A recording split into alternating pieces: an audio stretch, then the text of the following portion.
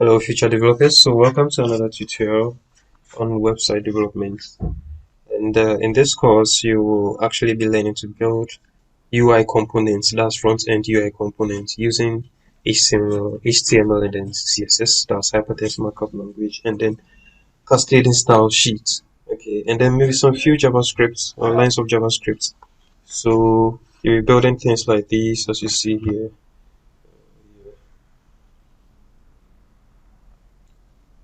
Using basically just using HTML and CSS, and these are very short UI projects or components that would give you hands-on practice on getting yourself like ready for the job market.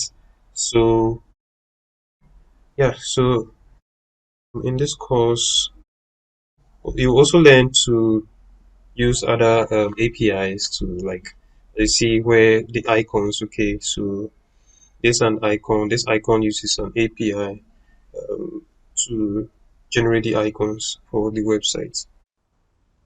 That said, see you in the next lesson. Thank you.